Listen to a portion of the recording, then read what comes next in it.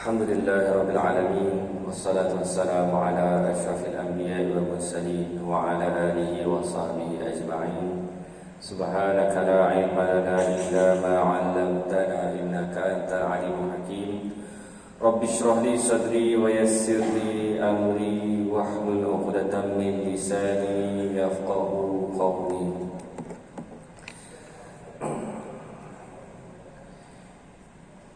Yang dikasihi pengurusi masjid serta ahli kuasa, tuan-tuan imam, tuan-tuan bilal, tuan-tuan guru, para alim ulama, hadirin hadirat muslimin dan muslimat yang dirahmati Allah SWT sekalian.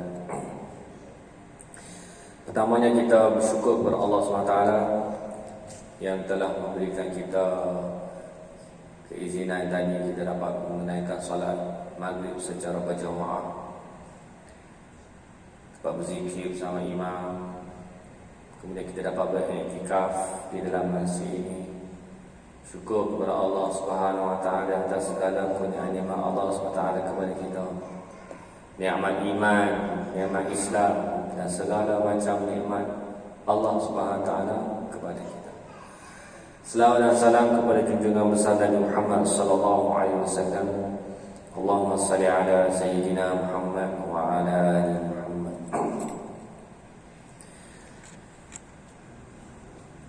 InsyaAllah pada malam ini kita sambung lagi kita dapat kitab Fiqhul Harakah min Siratin Nabawiyah yang dikawal oleh Tuan Guru Haji Abdul Adi Awang. Malam ini tajuk yang kita akan bicarakan adalah tentang keizinan berperang. Siapa yang kitab ni jilid yang kedua, muka surat 39, insya-Allah. Dibaca sikit kitab ni. Walaupun keadaannya amat berbahaya dan mencemaskan kedudukan umat Islam dan negaranya, Allah Subhanahu Wa Taala masih tidak mengizinkan musuh bertindak sewenang-wenangnya mengikut kemahuan hawa nafsu mereka. Dalam keadaan di mana semangat umat musyrikin begitu membara dan gangguan yang memuncak, Allah SWT telah menurunkan wahyu keizinan untuk berperang. Berhubung dengan perkara ini, Ibn Hisham rahimahullah ta'ala telah menyebutkan di dalam As-Sirah sebagai berikut.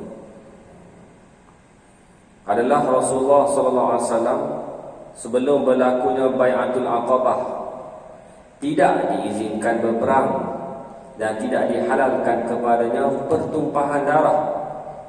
Baginda hanya diperintahkan supaya berdoa kepada Allah, sabar menghadapi perkara-perkara yang menyakitkan hati, dan memaafkan kesalahan orang-orang yang jahil itu. Sedangkan musyrikin Quraisy telah melakukan tekanan kepada pengikut Islam sehingga ia menjadi satu ujian yang besar terhadap pegangan agama mereka dan terpaksa berhijrah meninggalkan kampung halaman mereka. Ada di antara mereka yang diseksa, ada yang keluar dari negeri Mekah untuk menyelamatkan diri dari tindakan musyrikin, ada yang berhijrah ke Habsyah, ada yang berhijrah ke Madinah dan ke mana sahaja.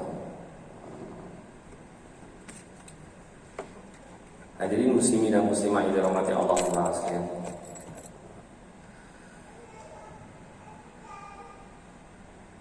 tajuk malam ini tentang keizinan berperang, yang mana kita sebelum ini kita telah berbincang berkaitan dengan peristiwa hijrah Rasulullah SAW yang berlaku pada tahun ke-13 kenabian. Maknanya Rasulullah SAW menghabiskan waktunya 13 tahun di Mekah berdakwah, menerima wahyu, menyampaikan wahyu kepada umat manusia. Dan di kalangan umat manusia itu ada yang menerima ajakan seruan Rasulullah SAW, ada juga yang menolak seruan Rasulullah SAW, tidak mahu menerima. Bahkan ada kelompok yang ketiga yang melakukan penentangan kepada Rasulullah SAW. Terlihatlah bagaimana pengorbanan Rasulullah sallallahu alaihi wasallam. Namun demikian, begitu hebat tekanan yang dikenakan oleh musyrikin Quraisy kepada kaum muslimin ketika di Mekah, orang-orang Islam tidak lagi diizinkan oleh Allah SWT untuk melawan secara kekerasan, melawan dengan kaedah kekerasan seperti yang mana yang berlaku kepada kabilah-kabilah Arab ketika itu. Kalau berlaku apa-apa masalah, penyelesaiannya ialah perang. Tetapi ketika itu Islam masih lagi tidak mengizinkan. Allah Ta'ala tidak mengizinkan orang Islam untuk berperang dengan musyrikin Quraisy ketika itu. Kita lihat bagaimana tekanan yang dilakukan oleh musyrikin Quraisy kepada baginda Nabi SAW. Apa yang telah dia buatkan kepada Rasulullah SAW dan para sahabat. Macam-macam yang dia perbuat kepada Rasulullah dan para sahabat. Ada yang ditangkap, ada yang diseksa, ada yang dibunuh, ada yang diperlakukan macam-macam, dihina, dimaki, macam-macam dibuat oleh musyrikin Quraisy kepada perjuangan Rasulullah SAW. Kita sekarang ni berada dalam bulan Rabiul Awal, bulan kelahiran Rasulullah SAW, bulan Maulidur Rasul sallallahu alaihi wasallam, yang kita sayangi, yang kita cintai, yang kita rindui, insan yang sangat istimewa kepada kita, kepada seluruh umat. Kalau kita ni lah secara individu, ada bagi kita ada manusia-manusia yang berbakti kepada kita. Siapa contohnya orang yang banyak berbakti kepada kita? Ibu bapa kita. Siapa lagi? Adik-adik kita.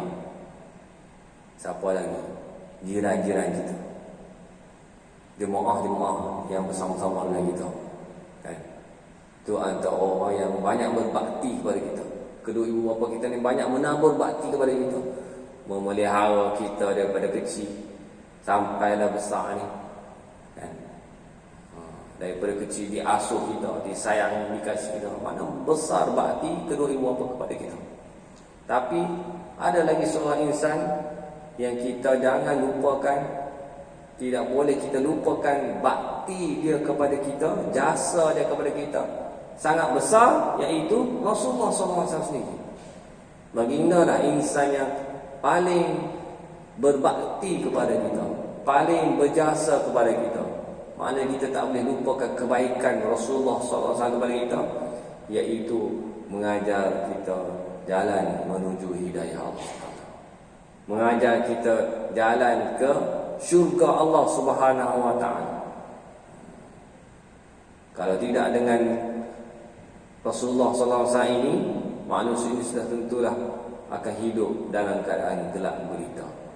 Akhirnya manusia akan dihumban oleh Allah SWT dalam neraka. Maknanya besarnya jasa Rasulullah SAW kepada manusia, menyelamatkan manusia daripada azab neraka, masuk ke syurga Allah Subhanahu wa taala.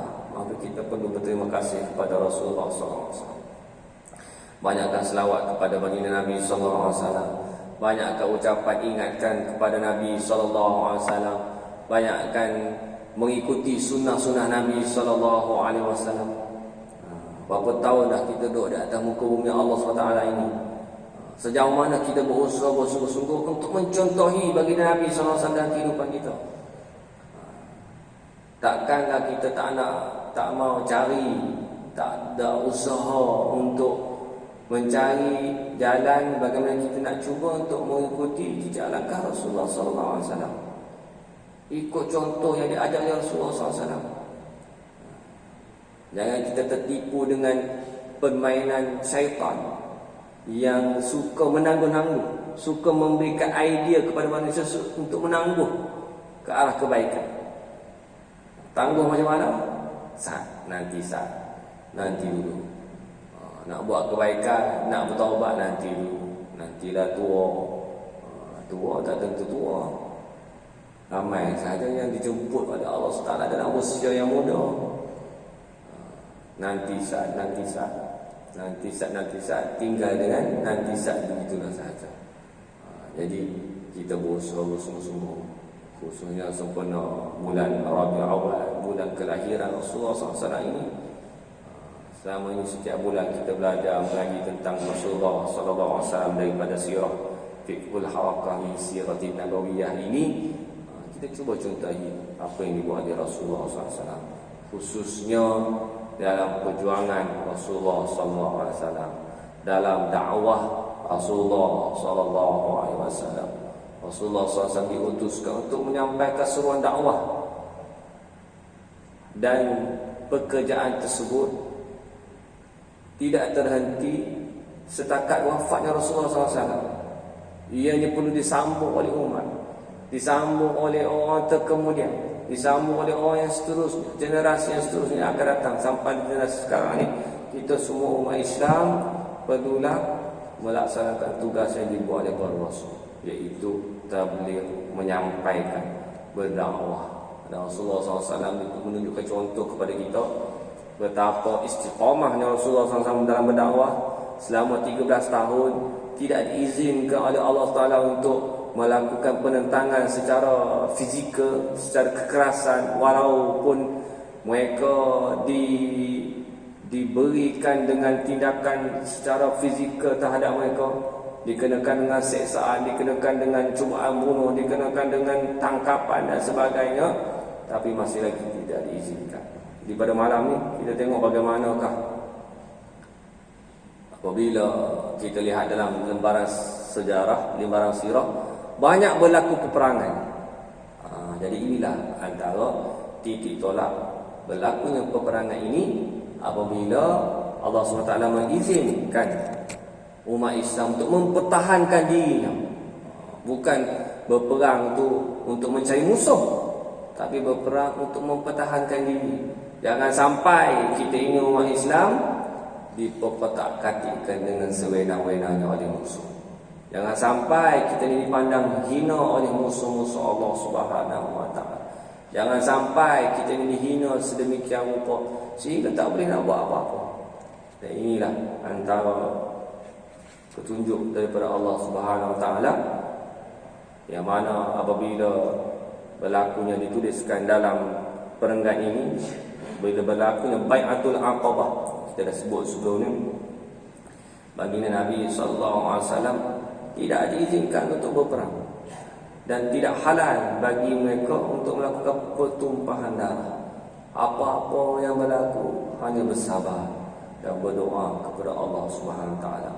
Walaupun berhadapan dengan perkara-perkara yang menyakitkan hati, maafkan.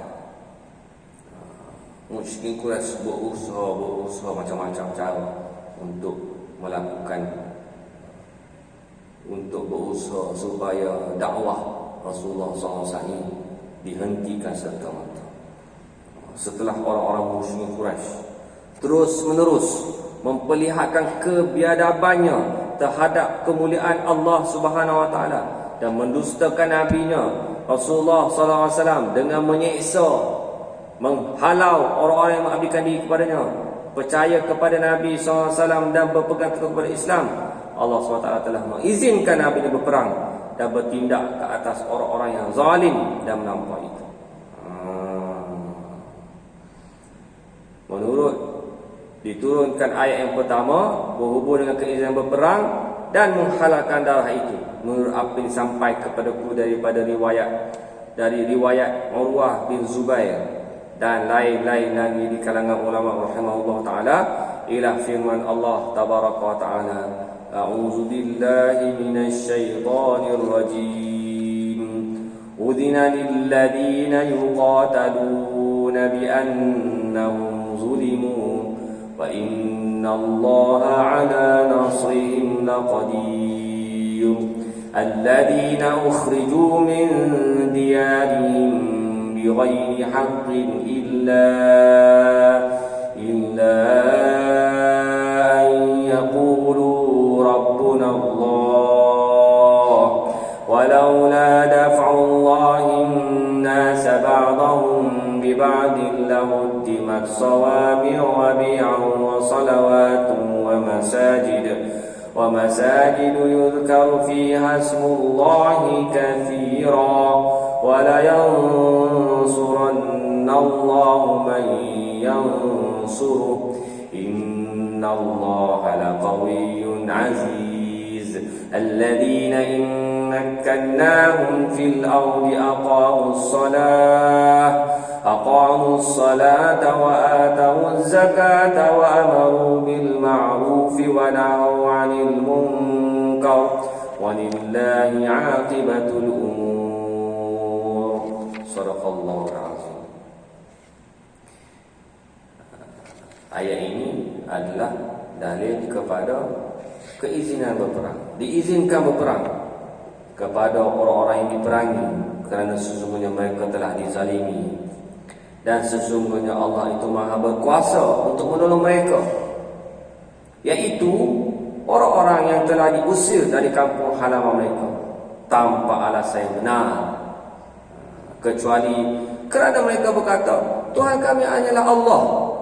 Sekiranya Allah tidak menolak keganasan sebagai manusia dengan sebagai yang lain, tentulah dirobohkan biara-biara Nasrani, gereja-gereja, rumah-rumah ibadah orang Yahudi, dan masjid-masjid yang ada di dalamnya banyak disebut nama Allah. Sesungguhnya Allah pasti menolong orang-orang yang menolong agama. Bahawasanya Allah itu maha kuat lagi maha perkasa. Orang-orang yang jika kami teguhkan kedudukan mereka di muka bumi, mereka mendirikan sembahyang, menunaikan zakat, menyuruh perbuatan yang ma'ruf, mencegah yang mungkar, dan kepada Allah sahajalah kembali segala urusan.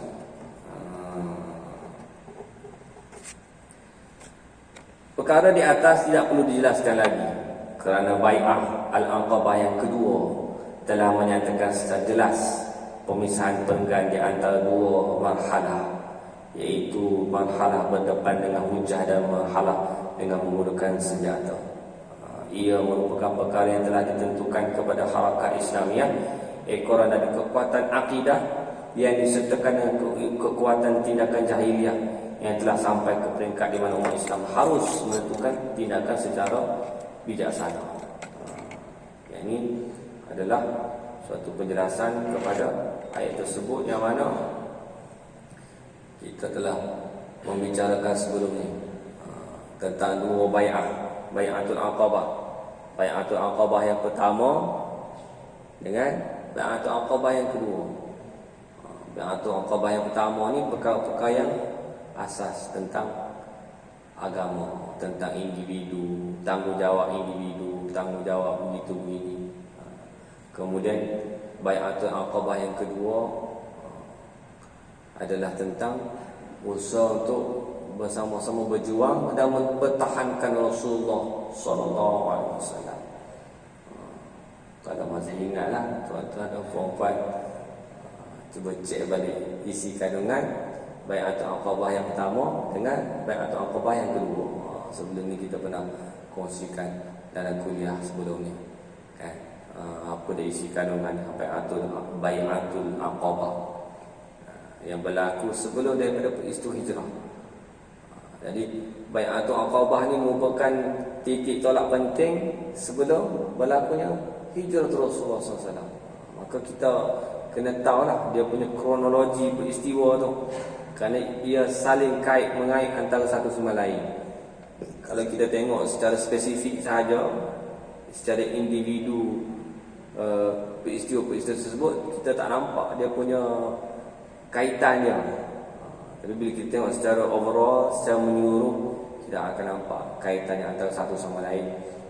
Bai'atul Aqabah, bai'atul Aqabah pertama, bai'atul Aqabah yang kedua, kemudian dengan keizinan untuk berperang ini. Jadi kalimah jihad yang ada di dalam Al-Quran Karim mempunyai maksud pengertian yang sangat luas. Bukan sahaja seperti mana yang digambarkan oleh para orientalis ataupun orang yang memusuhi agama Allah SWT dengan memberi takrifan jihad itu sebagai perang semata-mata. Jihad ni ada perkara yang berkaitan dengan usaha kita untuk mempertahankan, memperjuangkan agama Allah SWT dengan bersungguh-sungguh, tak kira lah macam mana cara sekalipun, kerana Allah Ta'ala. Usaha kita bersungguh-sungguh kerana Allah Ta'ala untuk memperjuangkan agama Allah SWT. Dan kalimah jihad ini ada juga disebut dalam marhalah ataupun ketika Nabi SAW berada di Mekah. Wajahidhum bihi jihadan kabira, dan berjihadlah kamu sungguh-sungguh dengan jihad yang besar. Tapi pengertian jihad di Mekah tidak bermakna peperangan. Ianya bermakna jihad ta'lim, jihad dakwah. Makna di situ pun adalah makna jihad yang menyuruh, yang bermaksud jihad juga. Ketika Rasulullah SAW berada di Mekah dengan para sahabat, tak ada perang, tapi mereka berjihad juga. Berjihad, menerima wahyu, menyampaikan wahyu, terima wahyu, berdakwah kepada masyarakat umum, mengajak manusia untuk beriman kepada Allah SWT, menjauhi syirik, meninggalkan penyembahan berhala-berhala, mensyirikkan Allah Subhanahu Wa Taala dengan berhala, minta pertolongan dengan makhluk-makhluk, dengan para wali, dengan roh-roh Nabi, dengan malaikat. Ini yang dibuat oleh musyrik Quraisy, yang ingin diperbetulkan oleh Rasulullah SAW. Dan di sana ada usaha yang dinamakan usaha jihad. Dan jihad ketika berada di Madinah ditambah lagi dia punya maksudnya dengan lebih luas, dengan bererti peperangan fi sabilillah, al-jihadu fi sabilillah, dengan berperang di atas jalan Allah Subhanahu wa taala.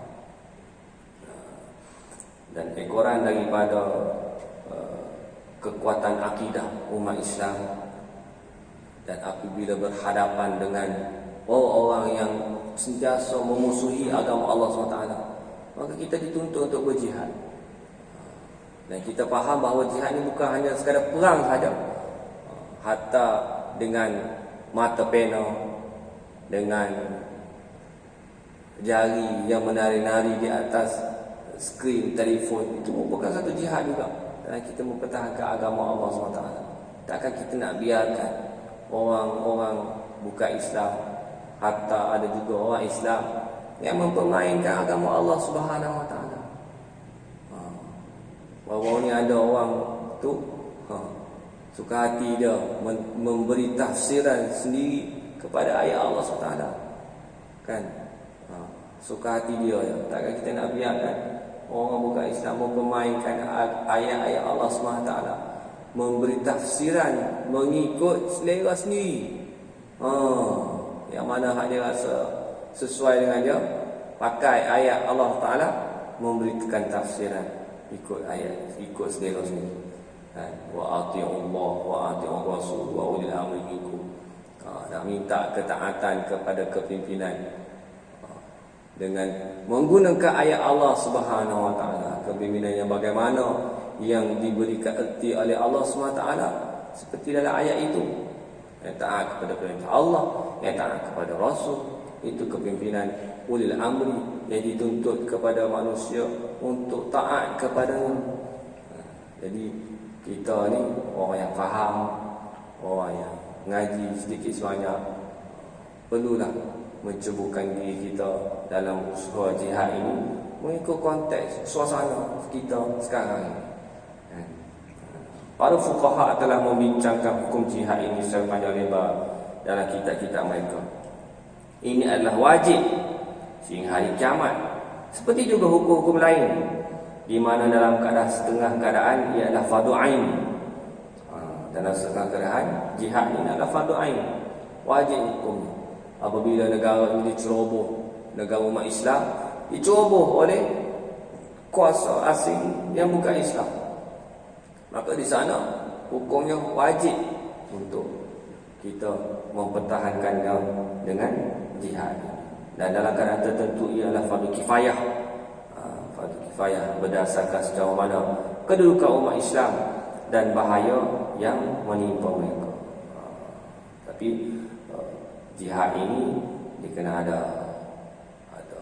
amir, ada khalifah yang mengumumkannya. baru benda tu buat valid. Tak boleh sendiri-sendiri, secara sendiri-sendiri diangkat senjata dan sebagainya. Itu cara yang salah, cara yang tidak betul lah. Penjelasan terhadap hukum jihad ini diberikan dalam keadaan di mana umat Islam telah mempunyai iman yang kuat dalam negara Islam yang melaksanakan hukum Islam, sekiranya tidak menghadapi ancaman secara terbuka dan berdepan secara dekat. Jihad adalah fardu kifayah. Jadi perkara ni ada tajuk lain yang membicarakannya secara khusus, secara detail tentang hukum-hukum berkaitan dengan jihad. Sebaliknya, jika berada dalam keadaan yang berbahaya dengan musuh di kalangan kafir atau murtad menaruki bumi Islam atau berada di perbatasannya dalam jarak yang dekat, maka jihad menjadi fardu ain.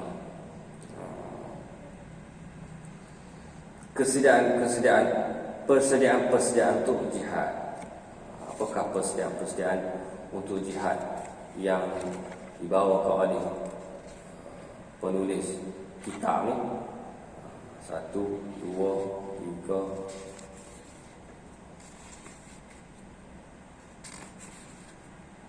Ada 3 persediaan untuk jihad.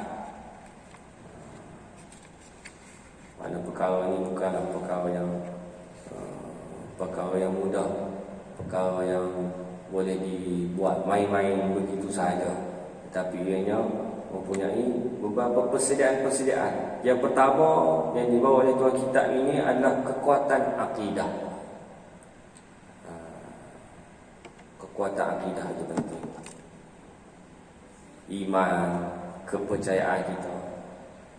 Akidah ini adalah dalam ikatan kita dengan Allah Subhanahu wa taala. Kepercayaan kita, tauhid kita kepada Allah Subhanahu wa taala.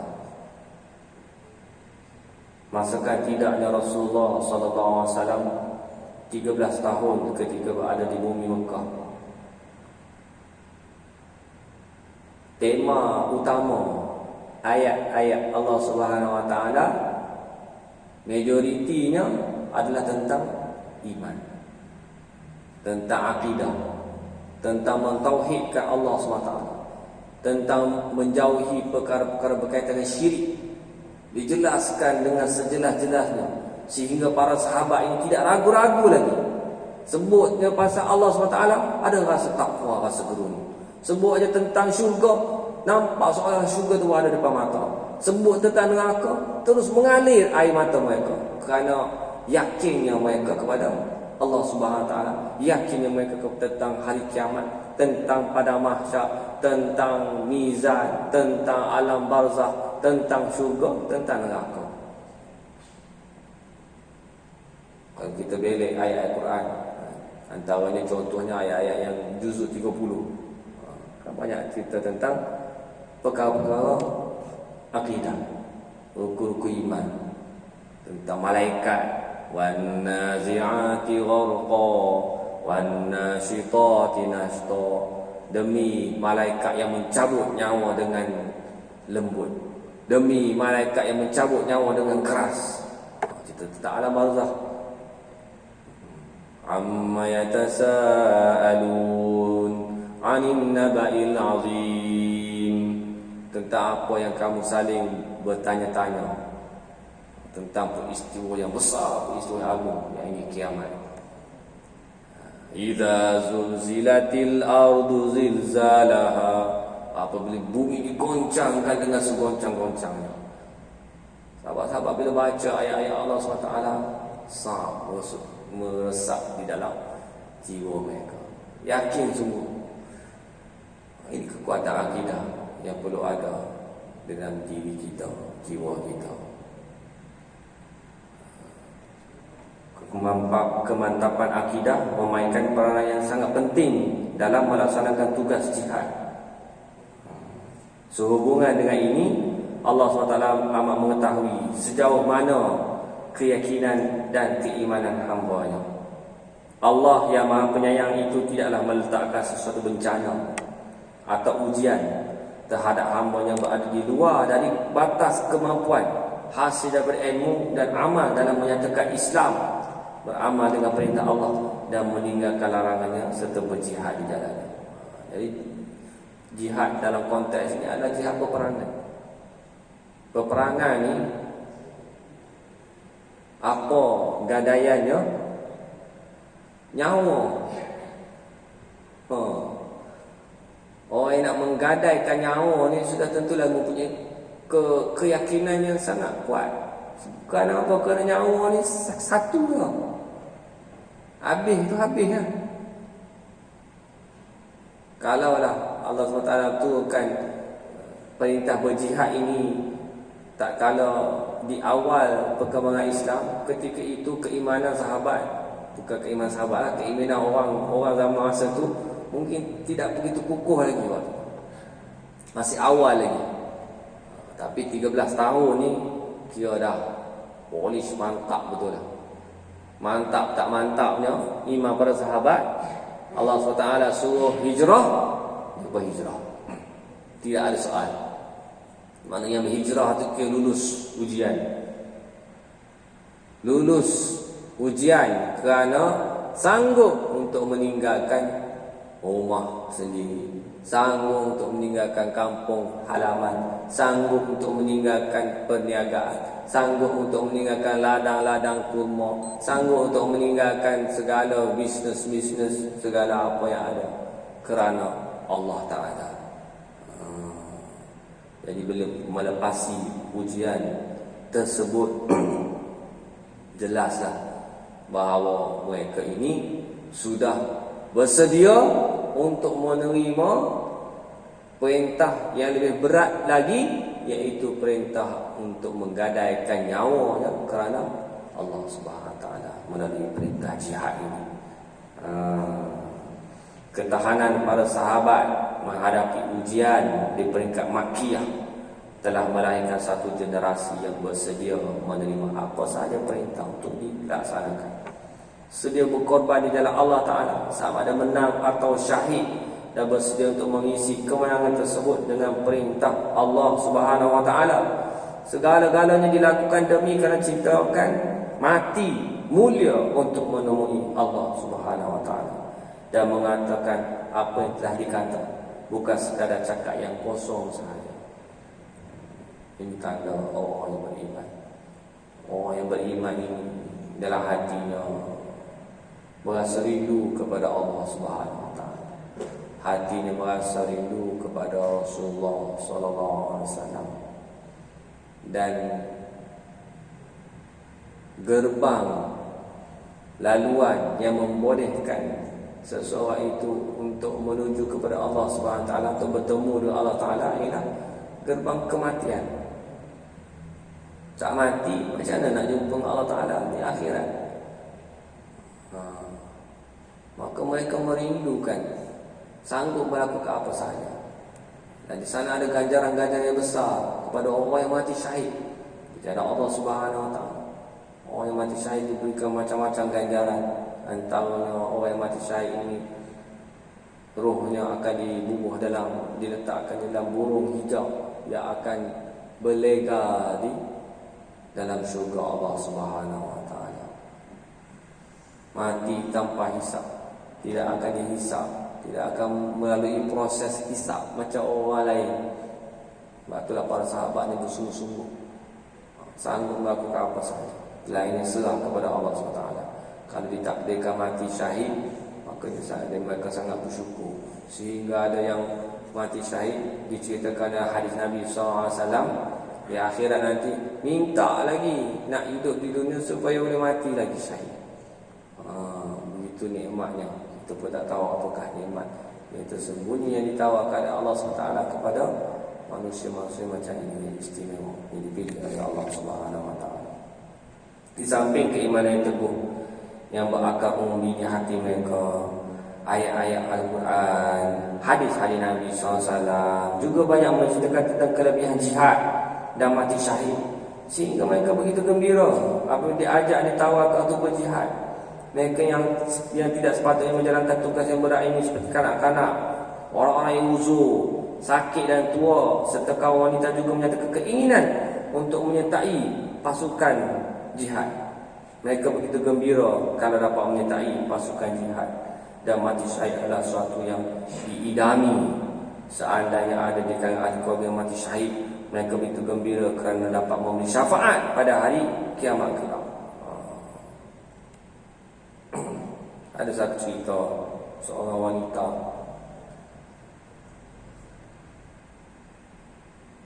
yang dalam peperangan dia ada 3 orang anak. Tiga-tiga dihantar untuk berjihad bersama Rasulullah SAW. Pulang seorang, diberitakan seorang telah mati syahid. Ibunya gembira, lihat wajahnya gembira. Kemudian diberitakan pula anak yang kedua pun mati syahid dalam peperangan tersebut. Ibu ini sangat gembira.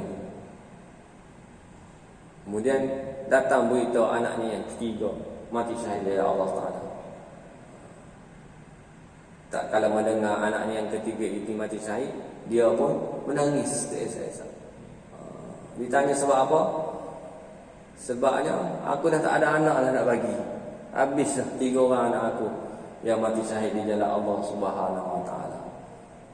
Kalau ada lagi aku bagi lagi anak aku untuk mati syahid di Allah Ta'ala.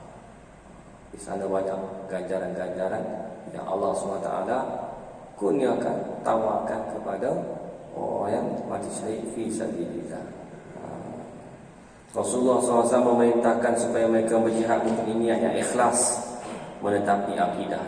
Ini pentingnya akidah yang mantap. Usaha untuk memantapkan akidah itu penting. Kerana ada kalangan manusia yang pergi nampak macam berjihad, tapi sebenarnya hatinya tidak ikhlas kepada Allah Ta'ala. Dalam hadis Nabi SAW menceritakan, memperlihatkan tentang tajuk niat. Di akhirat nanti ada didatangkan 3 jenis orang. Satu orang ulama, satu hartawan, seorang lagi orang yang berjihad. Tiga-tiga ni mati bertemu dengan Allah Ta'ala, nak claim pahala, tetapi ketiga-tiga ditolak oleh Allah SWT. Kerana apa? Kerana dia kata kamu bohong dalam iman kamu. Kamu kata kamu ni banyak ilmu, tetapi kamu mengajar untuk kemasyhuran, supaya dikatakan kamu ni orang yang banyak ilmu, orang yang hebat berhujah, orang yang pandai ceramah dan sebagainya. Kamu diumpankan ke dalam neraka. Dia bukan buat kerana Allah, tapi buat kerana selain daripada Allah SWT. Ada seorang lagi yang kaya raya, didatangkan di hadapan Allah SWT, kaya raya, nak minta claim pahala dari Allah Ta'ala. Allah Ta'ala umpankan dia dalam neraka. Sebab apa? Dia bukan sedekah untuk Allah Ta'ala, tapi dia sedekah nak tunjuk ke orang, supaya dikatakan ini orang hartawan, orang yang dermawan, orang yang wan-wan apa semualah. Tunjuk ke orang. Tidak diterima amalannya di sisi Allah Ta'ala, walaupun nampak macamlah dia ni berkhidmat untuk agama. Yang ketiga, orang yang berjihad bersungguh-sungguh, berjihad dalam peperangan, mati dinampakkan oleh orang lain nampak macam mati syahid, tapi rupanya dalam hatinya ada perasaan supaya dikatakan dia ini seorang perwira, supaya dia dikatakan seorang hero, orang yang hebat, orang yang begitu begini. Dalam hatinya bukan berjihad kerana Allah Ta'ala, dia dihumbankan dalam neraka Allah Ta'ala. Maka sebab itulah tuan kita sebut antara persediaan untuk berjihad adalah kekuatan akidah. Kekuatan akidah berkaitan dengan iman, kepercayaan, berkaitan dengan hati, keikhlasan kepada Allah Subhanahu Wa Ta'ala. Niat jihad mereka mestilah kerana Allah, berjihad bagi menegakkan kalimah Allah, bukan kerana dunia, seperti menunjuk-nunjuk, tamakkan harta rampasan perang, sikap asabiyah dan sebagainya. Kesimpulannya, para sahabat telah membuktikan kepercayaan dan keyakinan mereka terhadap Allah, ayat-ayat Allah dan sabda Rasulullah SAW, serta mempamerkan kekentalan iman mereka menerusi jihad di medan Badar. Itu adalah peperangan yang pertama dalam Islam, peperangan Badar. Jadi insya-Allah ada rezeki kita akan masuk cerita bab perang Badar nanti insya-Allah. Perang Badar ni memang panjanglah cerita dia. Muka surat berapa ni nanti? Muka surat 59. Kita sekarang muka surat 44. Nanti ada rezeki insya-Allah kita sambung muka surat 59. Panjang cerita perang Badar ni, dekat 59 sampai 120. Dekat 60 muka surat cerita pasal perang Badar saja. Perang Badar pun banyak episod je. InsyaAllah ada rezeki kita sambung lagi akan datang insyaAllah. Mohon ampun dan maaf ada kita bicara salah dan silap, kata-kata yang tidak menyenangkan dan sebagainya. Mohon ampun dan maaf, ampun kepada Allah SWT dan juga tuan-tuan dan puan-puan sekalian. Aqulu qawli hadza wa astaghfirullahal azim li wa lakum. Wabillahi taufiq wa hidayah. Wassalamualaikum warahmatullahi wabarakatuh.